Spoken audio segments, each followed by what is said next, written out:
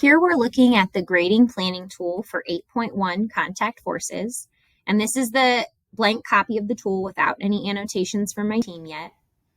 And when we thought about how we were going to use this document and how we were going to use assessments and grading, we really came at this with two priorities. Our first priority was coherence. We've worked hard to switch to storylines and to build this arc that goes with our driving question board. So we wanted our assessments to match in that coherence. The other priority for us was to think about grading and assessments as communication tools. Grades communicate with kids and parents and even administrators. And so we wanted our grades to be effective communication, easy to understand and easy to talk about. So let's look at the copy that my team and I started to fill out for the unit we're in right now. So here's lesson 1. We have always an initial model in that lesson, and you'll see we code it as practice. We only have 2 categories, practice and performance. Practices would not be used for a grade. They're going to receive feedback. So this year, something I'm trying to add is what the feedback looks like. So we gave written feedback on the initial model. We tried to keep this to positive comments only, or maybe an additional question. Some of the things we were looking for were clear labels, touching in time point 1, maybe some lines to indicate motion, and then any shape changes or damages to objects. Students may not have used those words, but we as teachers, when we noticed shape changes, any squishing or bending in their model, we tried to call their attention to it with a comment. As we move into lesson 2, again, you see the progress tracker. We've coded it as practice.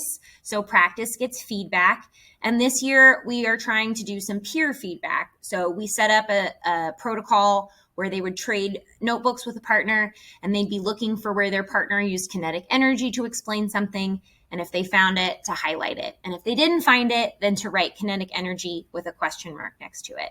So again, we're looking at this as something that's practice that deserves feedback for kids. Now, as teachers, we still wanted grades to communicate to parents and to their kids, are you making progress towards the ultimate learning goal, towards this final standard? So we really felt like we needed some smaller learning targets that we were assessing along the way. So for instance, in lesson 2, we added a CER argument. It's pretty much the same thing as this progress tracker right above it. It's just the progress tracker was a practice opportunity, and this CER argument is an actual performance. So yes, we would use it for a grade. We use a percentage equivalent scale, so it's kind of a mix with standards-based grading. And if mastery was not reached, then students are expected to use the feedback to revise and resubmit. So performances also get feedback, but they come with a percentage. And so this is something I would expect students to resubmit to get to mastery.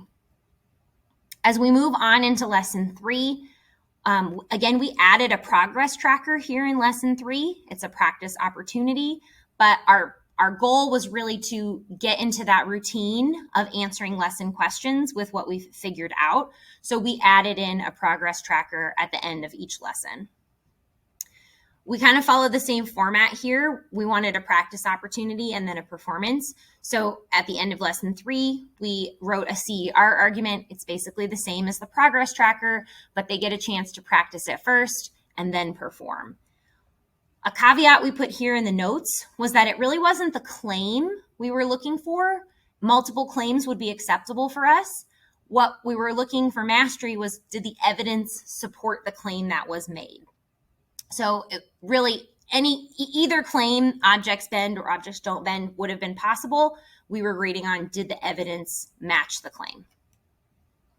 Now, lesson 4 and 5 have fabulous exit tickets. This is really where students are starting to use more of the planning and conducting an SEP. So here with independent variables, it would be practice. And we're not sure yet what the feedback here is going to look like, but it might be something like a check mark for your table as I walk around the room before you decide to investigate.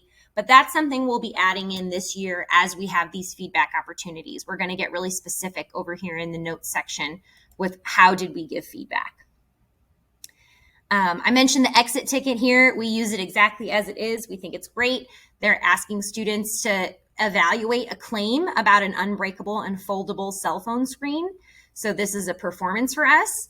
And it's another spot where if students don't reach mastery, that we would expect them to revise and resubmit. So maybe it's pointing them back to their resources. Maybe it's pointing them back to their progress tracker. But the feedback here is meant to move them along closer towards mastery. It might be in the form of questions or a reference back to resources. As we move into lesson 5, again, students are really using their SEP of planning and conducting investigations. So there's a little bit more practice here with variables, and then a progress tracker to kind of co-develop our ideas in a model. And then to perform with those same ideas, there's an exit ticket in lesson 5. We use the percentage equivalent grading scale and expect resubmission if mastery is not reached. And then in lesson 6, which is the last lesson in the lesson set, so this is the first chunk of the unit, we use the soccer assessment. We have a lot of students who play soccer, so they really enjoy it. Something else we did last year was we had some students who really needed another opportunity to show mastery. So we took the soccer assessment and we turned it into the volleyball reassessment. It was the same prompts, but a different phenomenon. And that worked really well to give some kids another opportunity. At a certain point, if we're resubmitting 4 and 5 times, then I'm not sure it's an assessment of what the kid knows on their own.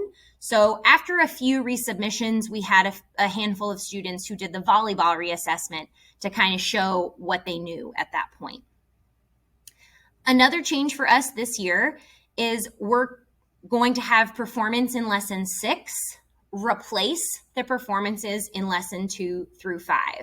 So that really helps us strike a balance between we want grades along the way so that we can communicate with parents, is your child making progress, and communicate with kids, are you making progress?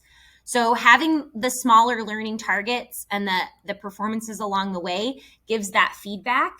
But then at the end, replacing those grades with the lesson 6 really is more standards-based grading. And so the lesson 6 assessment is very tightly aligned to the 3-dimensionality of the standards. And so if they show mastery at this point, that's really what we care about, and those other grades will get replaced or just kind of exempted from the grade book, because if they're showing mastery here in lesson 6, then they really mastered all the things along the way. Even if they didn't master it in September, now in October they have lesson 6, we're going to say the timing of it isn't as important as mastering it.